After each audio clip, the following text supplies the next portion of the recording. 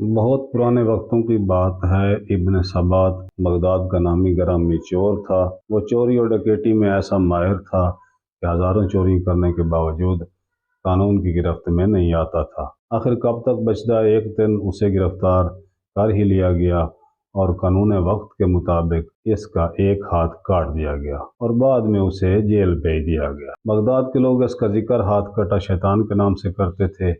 وہ قید بمشقت کاٹ رہا تھا۔ 10 سال قید کاٹنے کے بعد ایک دن وہ جیل سے فرار ہونے میں کامیاب ہو گیا۔ جیل سے باہر آتے ہی اپنے پیشے یعنی چوری کو از سر نو شروع کرنے کا ارادہ کیا۔ ایک ہاتھ کٹ جانے اور قید و بند کی صعوبتیں اٹھانے کے باوجود اس کے مزاج پر ذرا برابر اثر نہیں ہوا تھا۔ ایک رات وہ اپنی مہم پر نکلا، پھرتے پھراتے ایک بڑے سے گھر میں داخل ہوا۔ گھر کے احاطہ کے چاروں طرف کمرے تھے۔ وہ ایک بڑے کمرے میں گیا جہاں کھجور کے پتوں کی چٹائی بچھی ہوئی تھی، جائے نماز، ایک تکیہ اور چند ٹوپیاں رکھی ہوئی تھیں، اور دوسری طرف پشمینہ کے چند تھان، شالیں اور کپڑوں کے تھان بکھرے پڑے تھے۔ بغداد کے چور نے چادر بچھا کر اس کے اوپر تھان رکھے اور ایک گٹھڑی بنائی اور اس کو باندھنے کی کوشش کرنے لگا، لیکن ایک ہاتھ نہ ہونے کی وجہ سے اس سے گرے نہیں لگ رہی تھی۔ وہ تھک ہار کر بیٹھ گیا۔ عین اسی وقت ایک ضعیف شخص اسی کمرے میں داخل ہوا۔ سبات کو گٹھڑی بناتا دیکھ کر کہا، بھائی یہ کام تم کسی کی مدد کے بغیر نہیں کر سکتے، میں تمہاری مدد کرتا ہوں۔ سبات نے اسے اپنے ساتھ ملا کر کپڑوں کی 2 گٹھڑیاں بنائیں۔ بڑی گٹھڑی ضعیف شخص نے اپنے سر پر رکھ لی اور چھوٹی اور کم وزن گٹھڑی سبات کو دے کر کہا، تمہارا ہاتھ نہیں ہے اس لیے تم کم وزن اٹھاؤ اور جہاں کہو گے میں اسے پہنچا دوں گا۔ سبات اپنے ٹھکانے کی طرف چل پڑا۔ راستے میں ایک جگہ چڑھائی کی وجہ سے ضعیف شخص کو بڑی دقت پیش آئی، ٹھوکر لگی اور گٹھڑی سمیت نیچے گر گیا۔ سبات نے غصے میں گالیاں بکیں اور اس کی کمر پر ایک زوردار لات رسید کر دی۔ ضعیف شخص جیسے تیسے کھڑا ہوا اور کمزوری کی وجہ سے گرنے کی معافی مانگنے لگا۔ ابن سبات نے طاقت کے زوم میں دوبارہ بڑی گٹھڑی عمر رسیدہ شخص کے سر پر رکھ کر سفر شروع کیا۔ چلتے چلتے وہ ایک کھنڈر میں جا پہنچے جو بغداد کے چور کی پناہ گاہ تھی۔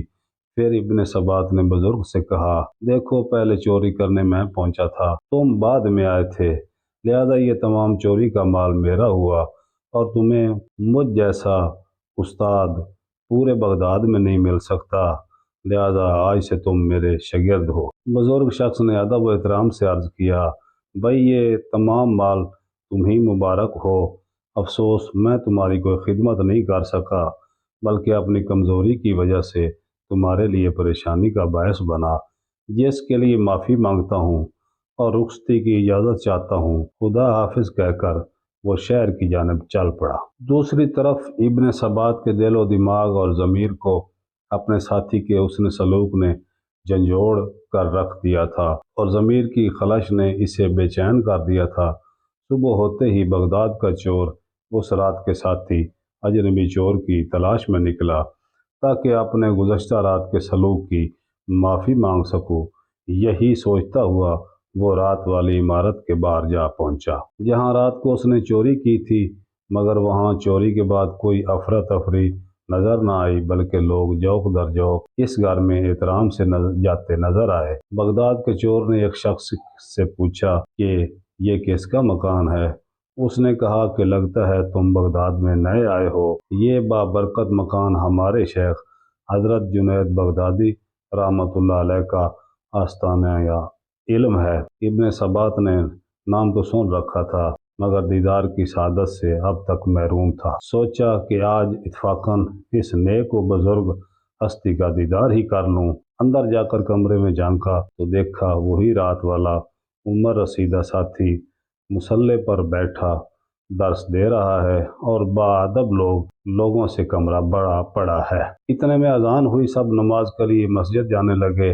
بغداد کا مشہور اور ظالم چور ابن سبات بے ساختہ روتے ہوئے آپ کے قدموں میں گر پڑا اور گزشتہ رات کی بد اخلاقیوں پر معافی کا طلبگار ہوا۔ شیخ جنید بغدادی رحمۃ اللہ علیہ نے اس زمین سے اٹھا کر اپنے گلے سے لگا لیا اور مسکراتے ہوئے فرمایا، توبہ کا دروازہ اب بھی کھلا ہے۔ ابن ثبات کی دنیا ایک لمحے میں ہی بدل چکی تھی۔ وہ شیخ کے حلقہ ارادت میں داخل ہو گیا اور وہ ہاتھ کٹا شیطان سابو بغداد کا شاطر چور شیخ جنید بغدادی کے زیر سایہ عبادت ریاضت میں وہ نام لیا کہ اب اسے بغداد کے لوگ بغداد کی چور کی بجائے شیخ احمد بن ثبات کے نام سے نہایت عزت و احترام سے جانتے تھے۔